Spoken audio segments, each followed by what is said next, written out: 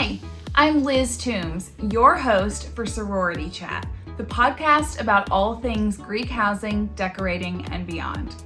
Thank you so much for being here and listening. I hope that you enjoy what you're hearing on each episode from me and the guests on the show. And if you are, please share with a friend and leave us a review. Happy listening. Welcome back, everybody. Today is kind of a different episode. It's episode 10, and so we were going to take this moment to introduce you to some more of the team members here at PDR. So today, our special guest is Miss Erika Ross, based in Louisville. Hi, everybody. Thanks for having me, Liz. Thanks for being on. Also, it is a bad habit of mine that I always want to call you Erika Willoughby. I always want to call you by your maiden name, and I have to be like, Ross. There'll always be a little place for Willoughby in there. Well, good. That's why it caught in my throat there. So yeah, we just here at PDR just wanted you guys to be able to get to know us a little bit better. And we want to talk a little bit more about kind of the drivers behind us working with the Greek industry and talk to you a little bit about some of the things that we do and just have a fun little conversation today. I'm excited. So Erika, give everybody a little bit of background on kind of how long you've been around, just all that good stuff. Yeah, so I'm Erika Ross, like she said. I have been with the company now for, 7 years? So I came on crazy, right? I know. It does seem so weird. It's great, but it's like time flies, but also it feels like it hasn't been that long. Right. Like when I think back to projects when I first came on, I'm like, that was 15 years ago, but then it feels like a blink at the same time. But so yeah, I interned with Liz and PDR through college, and she brought me on right after graduating. And so I was the first full-time employee, right? Yeah. And so it was kind of a cool transition where I was able to just seamlessly stay on with the company, and it was just wonderful. So I mainly focus on the Greek side of things, and that is the majority of our business. So that's kind of my baby. I've done quite a long list of different things with the company over the years. Used to do social media. We did a blog in the past, just kind of woman of many different hats, I would say. That's the fun thing about a smaller company is that you get to try a little bit of everything and see where you best fit. I'm here in Louisville. I was also born and raised here, and so was Miss Liz, if you didn't know that. And so, so I hold down the fort here at the Louisville office, and then Liz is in Lexington. Yeah, no, that's great. And you were so right about the many hats, because as the owner, it's the same for me. You know, at one time, everything that happened was me doing it. And then you came on and joined me and took some of those things. And I, did some other stuff. And then as things have progressed and we've realized that's not how you need to spend your time. You don't need to write a blog. You don't need to manage the social media. We've brought in some additional people on contract to take care of that. And I think that's been really helpful just to free you up to focus on helping the clients. Yep, I agree. And even things like accounting, like everything over the years where you just realize like, this is going to give me more of a headache and I can't focus, on the clients, which is who deserves our focus. So I think it works really well that way. Yeah, I agree. Accounting is the bane of my existence, and I adore our CPA because he just makes it so much easier on us. Everything. I will input the invoice and send that off, and then that's where my accounting stops. Yep. But what's important about being a small business owner or involved in a small business is you have to know how to do everything so that if you have to pick it up, you're able to do it. But it doesn't mean that you always have to be the one to do it just because you're aware of how it functions. Yep. And then I think it's helpful to where, like, as we bring more and more people on, like you said, we have done everything. So we can still be the ones to teach things and then kind of grow and bring on more and more and that kind of thing. Yeah, I agree. So what Erika did not tell you, because she's very humble, is that she is effectively my right arm most days, always has been. And so a lot of times I'll call her and, bounce ideas off of her. It's just nice to get to talk to somebody else and get out of your own head for a second, because we do work remotely. I have some folks here in the Lexington office with me some days, but, everybody has remote capability. And sometimes when you're on that little island by yourself, you just need to talk to somebody else and get some feedback, right? Yep. And just having new eyes on a project, especially like when you've just been in the zone all day working on something, you're like, I can't look at one more light fixture. I need somebody else to say, here's what I'm thinking, and then you're like, wait, why didn't I think of that from the first place? So it's just really nice to be able to bounce back and forth like that. And yeah. Yeah, I agree. And I think that we work in tandem really well and have for years. And I think a really good example of that is when we came up with our online course back in 2020. So for those of you who don't know, I've mentioned it a couple times in some past episodes, just in passing, but we have an online course called Interior Decorating 101 Sorority Edition. And it was specifically developed to serve the house core boards, the locally run house core boards that are trying to manage their houses and are considering updates of varying sizes. But they're a board that is capable of making selections and they enjoy making the selections. They may just not understand the most efficient and effective way to approach it because it's not something they do every day. So then what Erika and I sat down and did is I just sort of brain dumped onto her and said, here are all of the things that we would like to share with people. And then she sifted through that, made videos, made checklists, put all of that content together, and then put that inside the course. And that took you a while. You worked on that for quite a while. Yes, it was definitely a labor of love. We kind of just worked really hard on tweaking it to make sure that it was the most like user-friendly version of what we do, because you can kind of get in the weeds with all of the, terminology, and we're like, how can we make this just as simple for people to get truly what they need? And like you said, it's for people that are already interested in this. Like, I can't tell you how many projects we've been on where they're like, gosh, you must just love your job, and I would love to do something like that. I just don't know how to, measure appropriately or take the photos in the best way and, catalog everything so that the board 10 years from now knows what I picked and all that kind of thing. And a lot of times what can happen too is things are selected, like I said, when the board is made up of one group of people and all they had money for at that time was a sofa and a rug. And then a couple of years later, we want another matching sofa, but we don't remember where we got that one, And so just kind of honing it all in and saying, here's exactly how you should do this. If you can, try to wait until you can do the entire room at one time, even if it's just cosmetic, doesn't have to be moving walls around or anything crazy, but just giving them the tools that they need to do that on their own, so that then their style and things like that can shine through the things that they already, have an eye for. Yeah, I agree. I think that institutional memory is very helpful because when you're made up of volunteers, some of that information drops off and you're constantly starting over if there's any turnover on the board. And, and that happens too. Like if you've had people on the board for 10, 20 years, and then those people go away, if there's not good records, just like you're saying, nobody knows where to get stuff. So this kind of helps you keep organized for the project, and then you can keep it after the fact. I talked about it. We created it in 2020. And I think part of it being birthed at that point had to do with the uncertainty of COVID in terms of, were people going to be able to afford to do these projects in the future with hiring full-time help like us, full service help? And if they weren't, then here was a way that we could help for a fraction of the cost and guide them to go through it themselves. And, I think that was helpful for people to know that it's out there. We have a lot of people that will call us thinking that that's what they want. And then in the end, they're like, can you just come and do it? Can you do it instead? Right. And we want people to know that, of course, we will always be there to do that. It's not our way of transitioning. Yes. It's just that there's people with all different types of needs.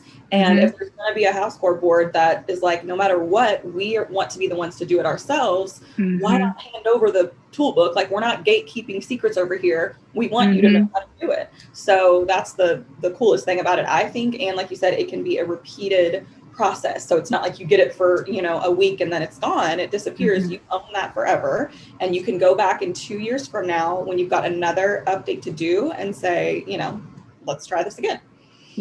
Yeah, I agree.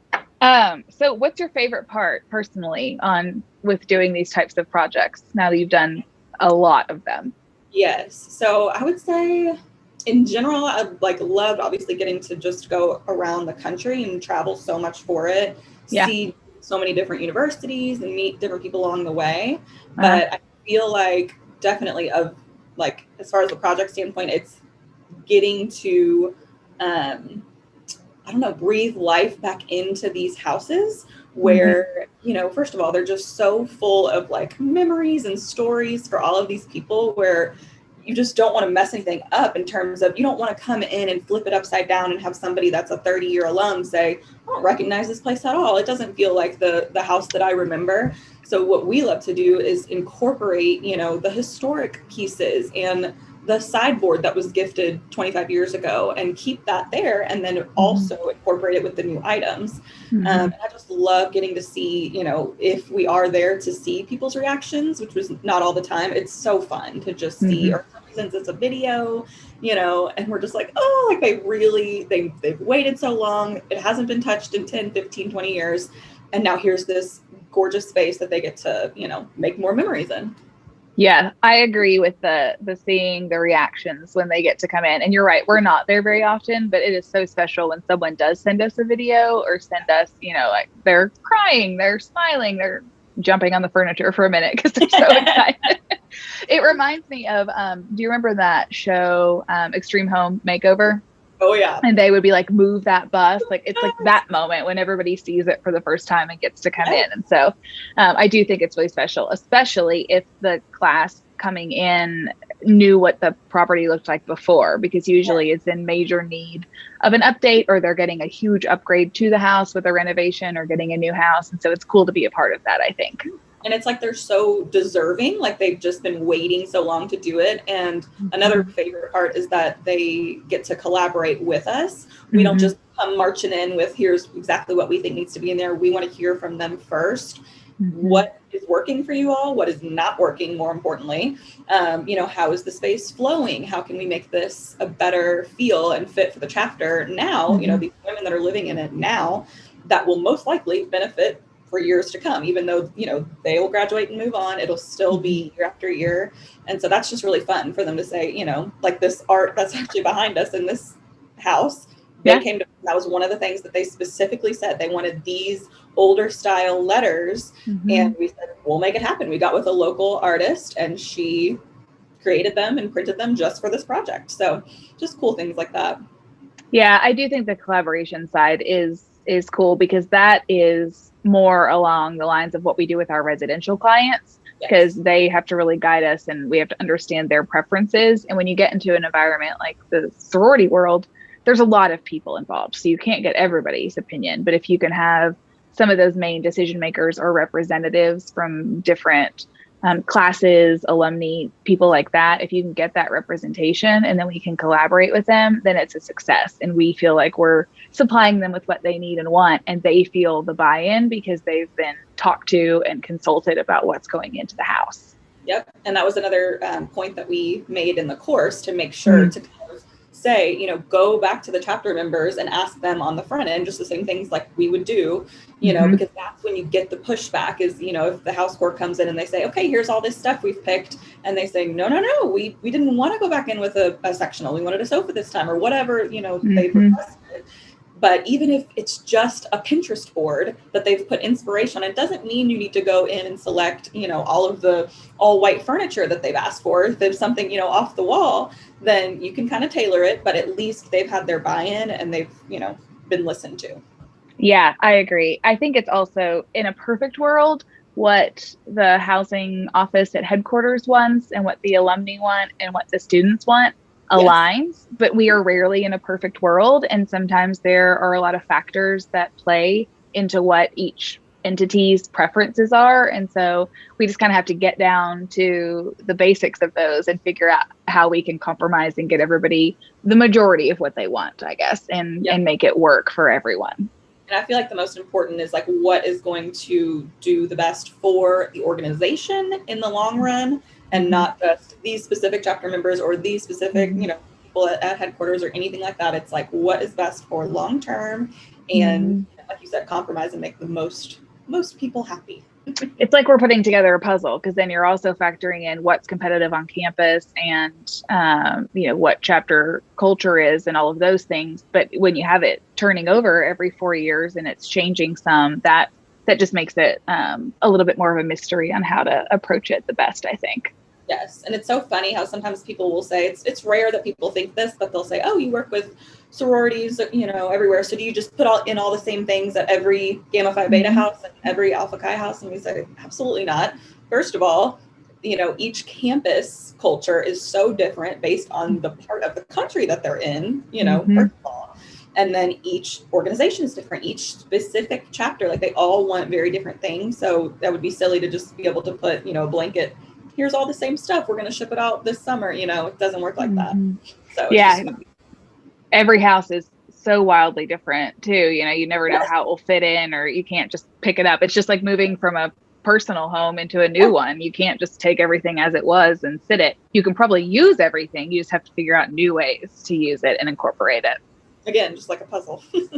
Yes, I know. It's like solving a mystery. I also joke that we need a psychology degree too, a little bit with all of our clients. You're dealing with preferences with personal homeowners, and you've got family members that have differing opinions, and then it's certainly like this with when you have committees to serve too. Especially the married couples, just like on HGTV. What is it? House hunters. They're like, he wants to live by the beach and he wants to live in the city. What will they do? Like, you just have to somehow join and figure out, okay, what do we really want in this space? And let's pick out our top priorities and then maybe, adjust on some other things. Yes. I'm glad that our projects are not made for TV though, with all that built-in drama. We don't need all that. No, there's enough behind the scenes. Yeah, there's enough things to answer. You're right. That's true. Where's your favorite project? Like location, what campus or what state?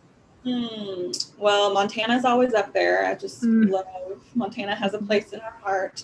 I think because it was so unexpected, at least for me, I was thinking, that's cool. We'll get to go there. And we were just blown away by the weather, the people, the scenery, everything about it was just unbelievable. Anywhere in California is just, wonderful, again, because it's so different than here. Like, we're very used to our, Kentucky, Indiana, Tennessee, Ohio, all kind of the same type vibe. So just getting to see different places and how different, again, the people are and what is important to them versus here. They're going to have a lot bigger emphasis on the patio living because they can utilize it 3/4 of the year. Here, we're like, oh, you get about a month when you move in for school and then a little bit, in the spring, and that's it. So they're not putting these huge amounts of money into their outside patio. We just want to give them what they can use. But yeah, so just that kind of thing. But yeah, I would say Montana is probably number one. What about you? Yeah, Montana is also number one in my heart. It's been a great one. We've done a couple projects there and been able to take some time just to personally enjoy the state as well. So there's just great memories. I've also not threatened my friends, but said that if my husband ever dies, I'm moving to the mountains of Montana and you can just come and visit me there. I'm just going to hole up in a shack by myself, I guess, with my dogs. That's the other thing. A very dog friendly town. Just everything about it is just amazing. Yeah. To be clear, I'm also not rooting for Billy Toombs to die. I'm just saying if something happens and I'm alone, that's where I'm going. He could go with you. You can take him. But he doesn't want to go. He doesn't want to winter in Montana, and I'm willing to give it a go. So we have, there you go. One wants to be in the mountains. One wants to be in the city. That's your HGTV moment. Yes. But yeah, that was good. I really love Athens, Georgia as well. Not so much from the scenery necessarily, but just the campus is great. I think just the city life there, just everything about kind of the vibe in that town is cool. And we've been working on a project there for a couple of years now that we'll go and install soon. And so maybe that's it too, is, when we have projects that have been with us for that long, it's just becomes a part of us. And then it's a little bit like Christmas when we get to show up and install it and see it. We finally see our vision realized. And so that's always exciting too. Especially there's been a few projects like that with COVID where we went and visited, I want to say like 2019, in hopes of installing in 2020, and then everything got halted. So now we're going back to a few for the first time in truly 3 years. So to see that, it really will be like Christmas morning to go back and be like, wow, okay, this is a long time coming and we've got everything. Well, let's go. Yeah. Well, and one of those that comes to mind was Yukon. You went and scoped the project and did all the measuring and gathered all the information. It got halted because of COVID. And then now I'm going next week to install it. So I'll send you all the pictures and you can see it. But you were talking about projects that you did at the beginning of your career here feeling like forever ago. I feel like projects in 2019 feel like forever ago because so many things have changed since then. It's true. And that's the thing. And we were even, it's funny because the way that it hit right before, March 2020, we had already placed a lot of our orders and everything for that season. So it didn't affect us much until even now. We're still dealing with the extreme furniture delays and so many different supply chain issues, logistics, everything. We all know, what's going on in this crazy world right now. But it was kind of weird because that first summer we were like, we didn't really get affected by it because we were lucky enough to get our orders in. And then we were out traveling and finished those projects and just felt so lucky to be able to get at least those finished before everything was truly, shut down. And then there was all these questions about, the sorority life in general and just everything.